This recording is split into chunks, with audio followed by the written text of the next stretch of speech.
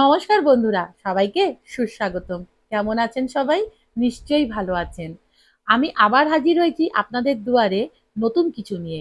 আমার এই ভিডিওটা কিন্তু পুরোটা দেখার অনুরোধ রইল। যদি পুরোটা না দেখেন জানবেন কিভাবে? তাই তো আমি বারবার বলি আমার ভিডিওটা পুরোটা দেখুন। আমরা চলে এসেছিলাম বড় ভাপড়ি, বৈকুণ্ঠপুর ফরেস্ট। কেন? এখানে আছে খুব সুন্দর বাবা লোকনাথের মন্দির। এই নিয়ে আমি কিন্তু দুবার আসলাম। আর দুধারে দেখেছেন কি সুন্দর গাছ, কি সুন্দর জঙ্গল, দারুণ একটা পরিবেশ। আমরা এখানে এসেছিলাম ৬টা ৬:৩০ নাগাদ, সন্ধ্যাবেলায়। তাই একটু অন্ধকার অন্ধকার হয়ে গিয়েছে। আর এই মাঠটাতে এখানে মেলা বসেছে, মানে এখনো শুরু হয়নি। এখানে সবকিছু জোগাড় করা হচ্ছে। লোকনাথ বাবার পুজো উপলক্ষেই এখানে প্রত্যেকবার বড় করে মেলা বসে। আর আমি প্রথমে বললাম যে আমি দুবার এসেছি। এর আগে আমি এসেছিলাম যখন করোনা হলো, তার আগে এসেছিলাম। তারপরে এই বছর আসলাম। তো আগে যখন আমি এসেছিলাম মন্দিরটা না একটু অন্যরকম ছিল।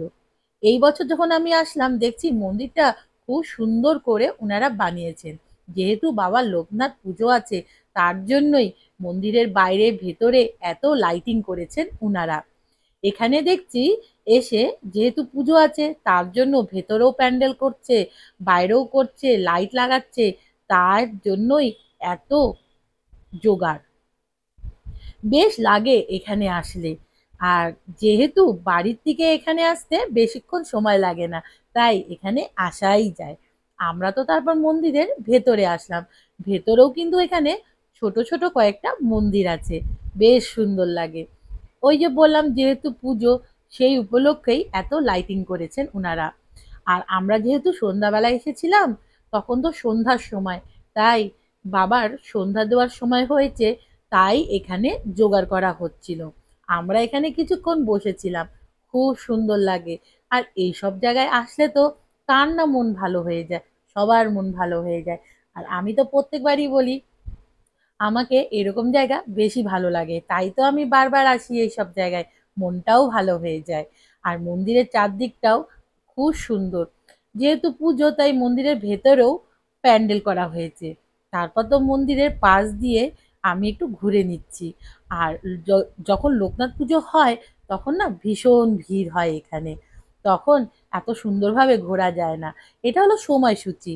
এমনি সময় যদি এখানে পুজো দিতে আসেন, তারই এখানে সময় দেওয়া আছে। সকাল ৮টা থেকে আবার বিকেল দুপুর ৩টে ১২টা থেকে অবধি খোলা সন্ধ্যে থাকে, আবার ৭টা দুপুর অবধি ১২টা খোলা থেকে থাকে। আপনাদের যদি বিকেল কখনো ৩টে মনে অবধি হয় বন্ধ এখানে থাকে। পুজো দিতে আসবেন, তাহলে এই সময় আপনাদেরকে আসতে হবে। আর কি সুন্দর বললাম না প্রথমে, ছোট ছোট মন্দির বানিয়েছেন উনারা, খুব সুন্দর লাগছে দেখতে। তাই আমরা সব ছোট ছোট মন্দিরগুলো ঘুরে দেখছিলাম। আর এখানে যারা আছেন তাদের সাথেও আমরা কথা বলেছি। উনারা বললেন এটা হলো দুর্গা মন্দির। এই মন্দিরটা নতুন তৈরি হয়েছে এইখানে। আর আমার ভিডিও মাধ্যমে কিন্তু উনারা আপনাদের সবাইকে বলেছেন এইখানে লোকনাথ পুজোতে আসতে, সাথে প্রসাদও গ্রহণ করতে। তারপর আমরা মন্দিরের বাইরের চারদিকটা ঘুরে দেখছিলাম। বাইরের চারদিকটাও ভালোই লাগলো দেখতে। এখন তো ফাঁকা সময়, ফাঁকা আছে, তাই একটু ভালোভাবে ঘুরে নিচ্ছি।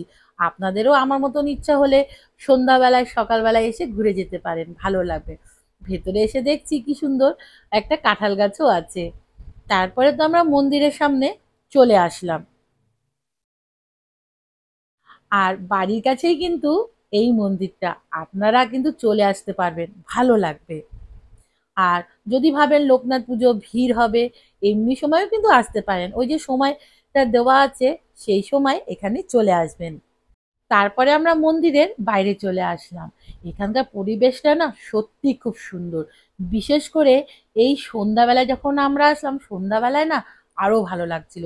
মেলাটা তখনও শুরু হয়নি। লোকনাথ পুজোর উপলক্ষে প্রত্যেকবার বড় করে এখানে মেলা বসে। আবার নতুন কিছু নিয়ে খুব তাড়াতাড়ি হাজির হচ্ছি। ততক্ষণের জন্য সবাইকে টাটা।